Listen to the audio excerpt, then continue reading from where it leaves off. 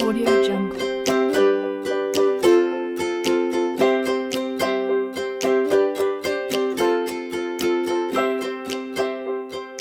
Audio Jungle.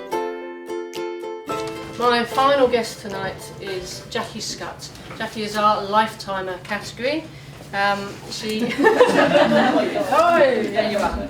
So Jackie's a lifelong feminist. For all of those who know her and you meet her tonight, you'll get that passion.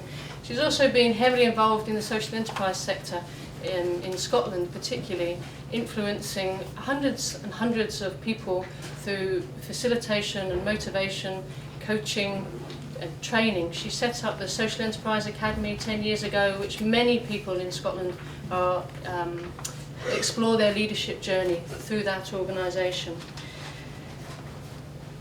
I'm going to get Jackie to talk about her work in the organisation she now is managing director of, which is the YWCA Scotland. This is an interesting organisation because unlike these two that are in the early stages, this is a 160-year-old charity. It's an old third sector organisation that's going through a revamp. So we're coming at it from a very different angle. So, Jackie, would you like to come?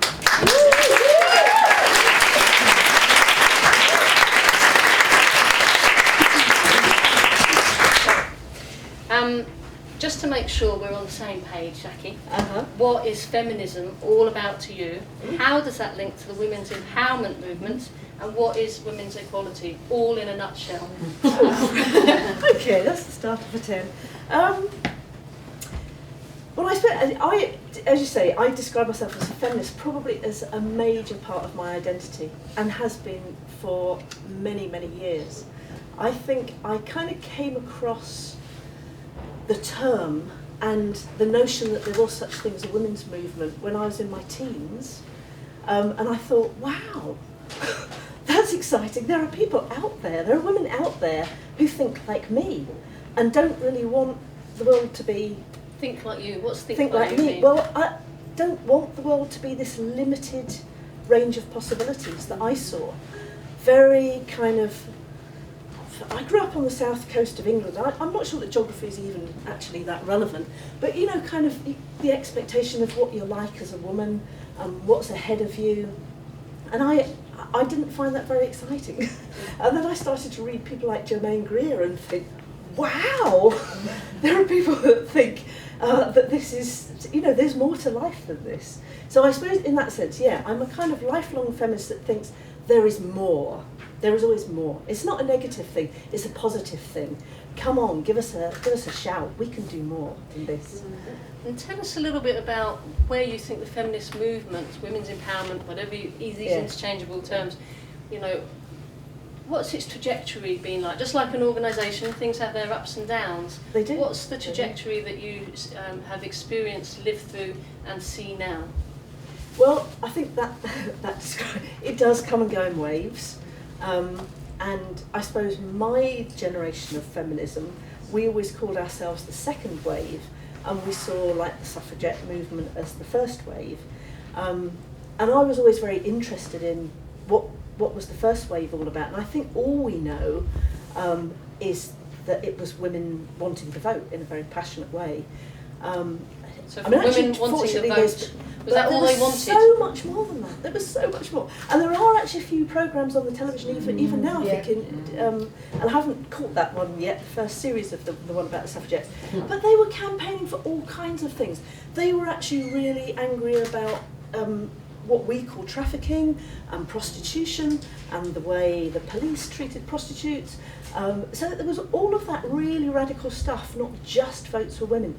They used to go and teach themselves jiu-jitsu so that they could be tough and strong and fight for their rights, literally.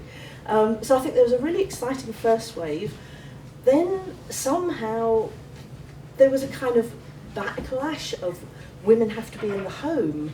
And I think women as well kind of went, well, yeah, you know, it's not just about doing the same as men. It is about being in the home and doing that well. But it kind of, I think it caught women on the hop. And it was an excuse to kind of close the door back on us. In the 60s, 70s, yeah, it all opened up again. So we rediscovered our sisters from the past. I mean, you know, in my mid-30s, I just thought there was no going back ever.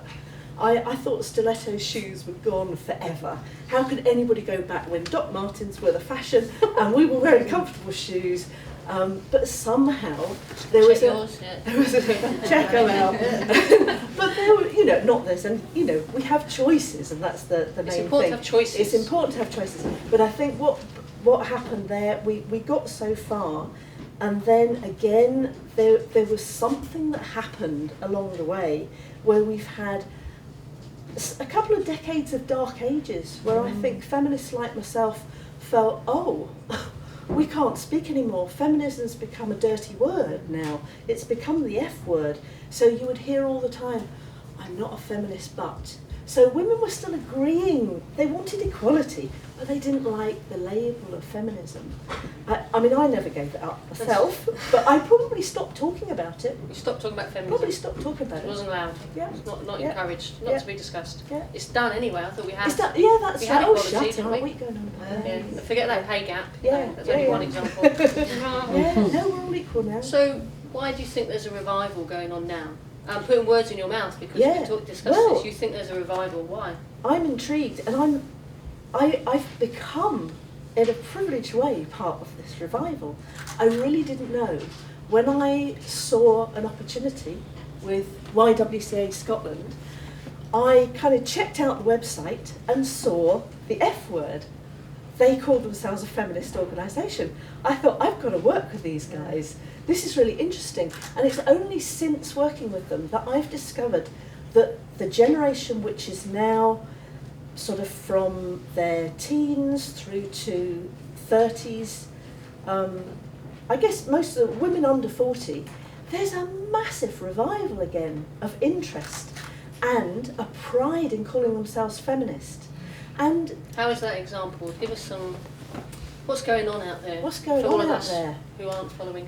Well, I think the reason I kind of missed it is because a lot of it's happening on social media. Okay. And I am a bit of a dinosaur. I'm still struggling. I'm watching all the tweets up there, and I don't do that kind of thing. I'm really struggling with all that.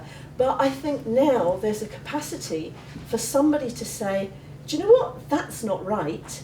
And immediately get a following, which is amazing. And I think it's a real sort of opportunity that we didn't have before. We were meeting locally in groups and we were kind of spreading out, meeting at conferences. But now someone says, do you know what? No more page 3. And they form a campaign and it goes viral. And they've won. And we won. Brilliant. There is no more nakedness on page 3. So brilliant. So I'm very, very excited about the energy that has come back again. And I'm still learning about what that energy is about. So and I I'm know not you've been- quite sure what you asked me, like why. I'm not sure why, except that I think there's enough of us that think there is more. So there's still a need. There's still a need. Things haven't changed enough. Things haven't changed enough.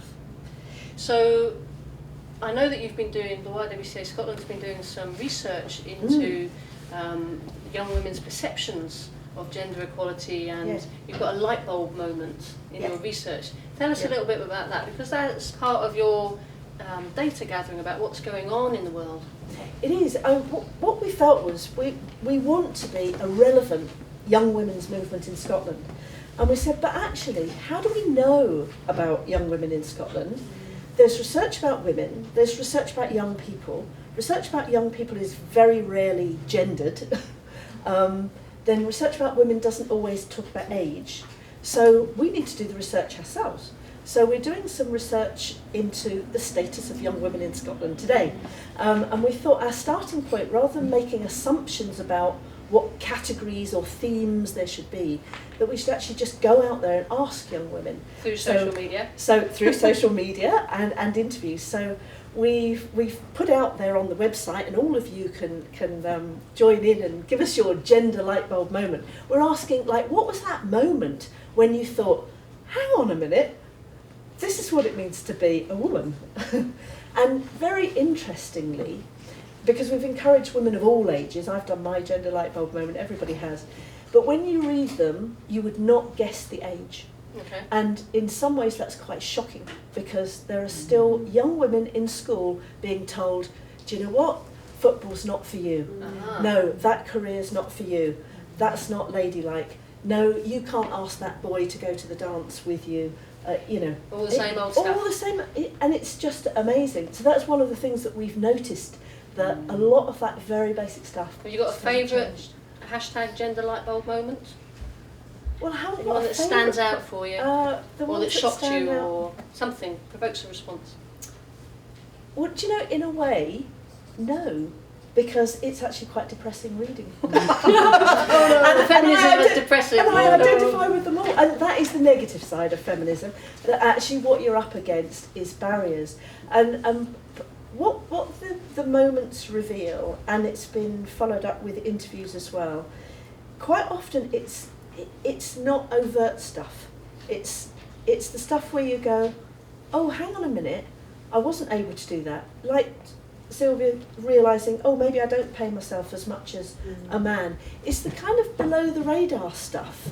And I think there's still a lot of kind of hidden, we just don't, I mean, one of the things that we're really concerned about is voice. We think young women's voices are not heard enough. And that's why we want the gender light bulb moments to bring women's voices in and then listen more to what they've got to say. So it's just a starting point, and it is a bit of a negative starting point, if you like, but we also want to know what are the positive things that young women want. Okay. So, yeah. So if we change track a little bit and think about women as leaders, or in fact just leadership in general, because obviously you've been involved with a lot of leaders over your career. I'm just going to give you a few statistics to the audience. There's a lot of women, we all know this who work in the third sector, there's a lot of women in the third sector. We make up 65% of the workforce, yet only 15% of chief executives in the third sector are women. And I think that, 15% of the chief executives in the third sector are women, 5% of chairpersons on our boards are women. Who's got a female board? Anyone female on a board? I've got females on the board. I am female and on my board. Social enterprises are a subset of the third sector, and they're more often likely to be led by women, which is very interesting. And more often there is a female leader in a social enterprise more than in private businesses. So we're obviously women are very attracted to running social enterprises if we're going to be entrepreneurial types. So I'm kind of interested in your experience of working with men and women over the years and in their leadership capacity. Tell us a little bit about what the sort of common struggles are that leaders face. I'm just changing track. What are the common struggles that leaders face, and how do you get through them? Okay, yeah. So there's one big common thing that comes up when you're working with leaders, and it's about relationships. Okay. And I think that's everything. We can learn how to do tasks, and we're driven by certain passions which help us to do our jobs. But when I spent 7 years actually as a coach of individual people as well as doing group work, and what came up again and again was how to handle difficult relationships. Actually, that's what it is, and that goes across the board, whether it's men or women. I think we all struggle to actually work together, to collaborate, to get on in our working relationships with each other. So for us aspiring leaders in the room, what top tips have you got for people working in social enterprise, leading social enterprise? What are your top tips for making it successful? Oh, that's an interesting one. Top tips for making it successful. Well, I suppose you can only really speak from your own experience, can't you? I think you have to keep focus. I know, you guys have talked about passion, and that's sort of taken as read. But I think there's something about a focus. And even when the challenges are there, keep the dream ahead, keep focusing on the dream, and keep thinking, I can make it happen. So positivity. So how do you make it happen? But I do think, going back to the relationships thing, build your relationships, build your support. make sure that people know what you're doing and come with you. And I think that's a mistake I made when I was younger and very enthusiastic. And I would be running ahead and I'd look behind, there was nobody there. And I was kind of assuming that everybody else was coming with me. And I'd run too fast, too fast. So part of leadership's about pace and setting, I isn't it? think part of leadership is pace setting, and part of it is a bit about the wisdom of age. And you realise that you have to just spend a bit more time and take people with you. And that's time well spent, actually, Okay. rather than trying to do too much too soon. So focusing on your own organisation, these two would call themselves founders of their organisation. Do you consider yourself to be a founder of a social enterprise or many social enterprises? And are you a founder in your own organisation? And if so, why and how? No, I think I am a different kind of a social entrepreneur, and I'm quite interested to have the opportunity to talk about that, because I think when people have the term social entrepreneur, they often do think of people that have started things up, and that's brilliant. But I think we can all be socially entrepreneurial. And my challenges have always been on, and in a quite a privileged way, on a salaried job where somebody else has had the idea, and my job is to make it happen and take us there, and translate that into actual outcomes. And I really enjoy that. I don't really think of myself as a creative person who has all the ideas, but I like taking ideas and synthesizing them and thinking, oh yeah, there was that over there and that over there, and that could be brought together, and here's another opportunity. So I think I'm an opportunity spotter, and I was given the label social entrepreneur a long time ago, nearly 20 years ago, and I liked it. I kind of identified with it and liked it. And I do think some people call it an intrapreneur when you work within an organisation. I'm not sure about that. I think that's just trying to make another complicated word. But I think it's about being entrepreneurial in your leadership style. So tell us, as it said at the beginning, we've got a 160-year-old organisation. Yeah. And actually, one of the things I wanted to know was, is the YWCA a social franchise? Hold that thought, because it's a global movement, biggest women's movement in the world. So is it a social franchise? And tell us a little bit about your journey of going in and making this 160-year-old organisation fit for the next 100 years. Where do you want to take it? Where's it going to be in 100 years' time? Big questions. Is a big question. I'm not sure that I would even dream of saying where it would be in 100 years' time, but we know where we want to be in 5 years' time, and I think we know where we want to be in 20 years' time. And I think it's been a really interesting challenge to me. I've not done this before, worked in an organisation that's got a massive history and a massive presence all throughout the world. So people have heard of YWCA. I mean, mostly people get it mixed up because the other lot have a better theme tune. We all know. But we haven't got that one, sorry. Yeah, but YWCA, it has got this amazing history. But I think rather than being a social franchise, the A is for association. And I think association, I started to ponder on that quite early when I was looking at where do we go and how next. And association is a bit of a baggy monster because it is literally that. You associate, and some people disassociate, and you've kind of got this loose connection, but it actually allows things to spring up all over the place, and it's obviously a very resilient model. So I thought, actually, that's the clue to the future. You have to keep this baggy monster, even though it's very difficult to manage. It's much easier to maybe have something which you can control and even franchise or whatever. But actually this thing is something that is in constant dialogue. It's really difficult. But I think the bagginess allows it to move on. And I think just like we talk about the women's movement and going in waves, I think this organisation, as an old organisation, has gone in waves. And at some points in its past, it's been extremely entrepreneurial.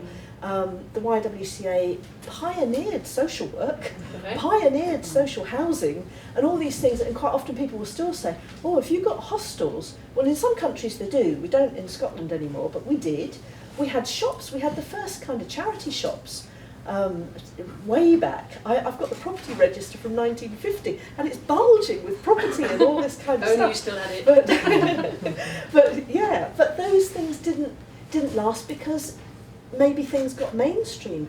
We've got good social housing now, so the YW doesn't need to do that. So we're able to look at, well, what do we need to do then? Is there something that's needed for young women today? Because our focus has always been on young women under 30. And when I came in, the board, who are all young women between the ages of sort of 25, 26, 36, they knew that there was something. They knew that they wanted to do things about gender equality, they wanted to call it feminist, they wanted to give voice to young women today, and that was the big thing. So how do we do that and keep the thread of the past, but throw away a business model which was actually failing? We had buildings which were completely redundant, we were grant dependent, we had staff who were fed up, we were losing money, spending more than we were getting in grants. So basically we've had to turn around the business model, and I think that's where having an entrepreneurial background has been really helpful. So I've been saying, well, what are our products? How did that go down with your staff? Well, I've had to learn that kind of language. But it's not projects anymore, it's products, it's programs.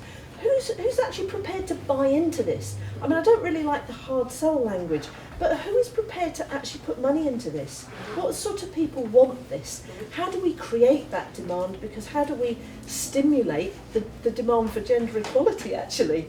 And so I think social enterprise is all about not tapping into a market, but actually helping people to see that there are different ways of doing things and then buying in. Okay. So that's the challenge that I'm working on at the moment. And my final curveball question to you, from a different perspective again. You've worked with many social entrepreneurs, leaders of third sector organisations. You've been involved in the sector for a lifetime. We're all about trying to achieve social outcomes. What tips would you give to those that are resourcing and shaping this sector? So the policymakers, the funders, the investors, what tips would you give them to better enable us to achieve social outcomes together? Hard question. But I know what I want to say. Go on then. Go on, be honest. Listen to us. Please listen to us. And please listen to us as women. I think women have a less strong voice because we give space to other people. I think, without wishing to overgeneralise, I think male voices take up more space. And males, just because of the stereotypes and the patterns in our society, get listened to a lot. I think women have a lot to offer. We're not listened to. And I think just generally, all the funders and supporters who want us to thrive should hear where we're coming from and understand. I think too often there are assumptions about what we need, and we need to get told to do this, this and this, and conform to this, this and this. And actually, for real change to happen, we have to do things differently. And I would ask people out there to be prepared to take risks and listen and learn and go with new things. Jackie Scutt, thank you very much.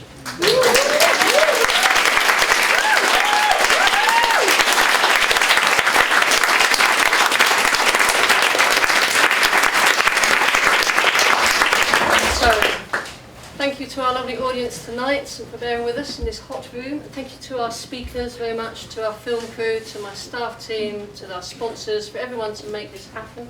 I hope you've had a really enjoyable evening. The fun bit is about to start, if that hasn't been fun enough. That's all right. Yeah, I'd just like to give one final thanks to our speakers tonight.